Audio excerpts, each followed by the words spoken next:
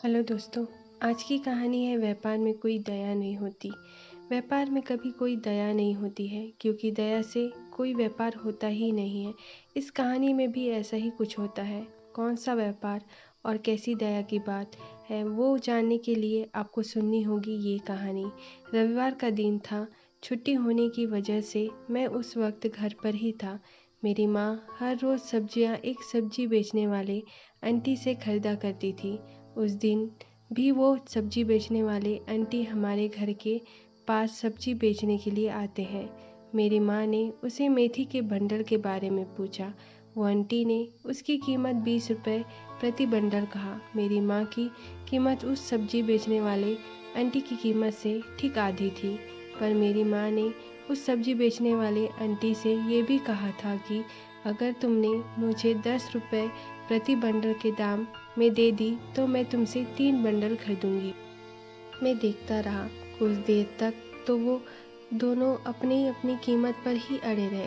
सब्जी बेचने वाले आंटी ने मेरी माँ से कहा कि इस कीमत पर तो मुझे भी नहीं मिली है। इतना बोलकर वो अपने सिर पर टोकरी रखकर चलने लगते हैं। थोड़ा आगे चलने के बाद सब्जी बेचने वाले आंटी पीछे मुड़ते हैं और मेरी माँ से कहते हैं कि चलिए 15 रुपये में प्रति बंडल आपको दे देती हूँ।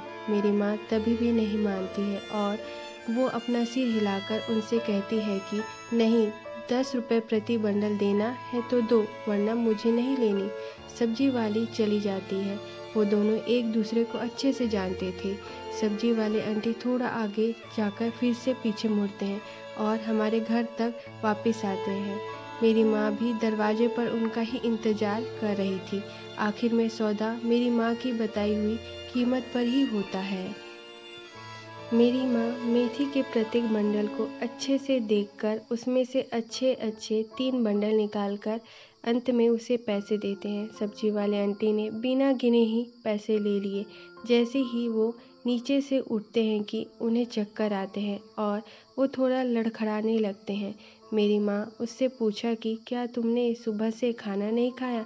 सब्जी वाले आंटी ने कहा, जी नहीं, आज की कमाई से ही मैं चावल खरीदने वाली हूँ और घर जाकर खाना बनाने वाली हूँ। माँ ने उसे बैठने के लिए कहा और वो अंदर जाकर उनके लिए खाना लेकर आते हैं।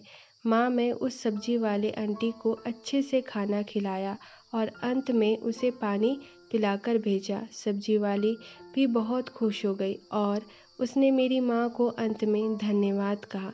मैं ये सब देखकर हैरान रह गया। मैंने उसके जाते ही मेरी माँ से पूछा कि आप 5 रुपए के लिए इतना मोल भाव कर रहे थे और महंगा भोजन उन्हें इतनी आसानी से दे दिया। तभी मेरी माँ ने मुझे कहा कि बेटा, व्यापार में कभी कोई दया नहीं होती है क्योंकि दया से कोई व्यापार होता ही नहीं है।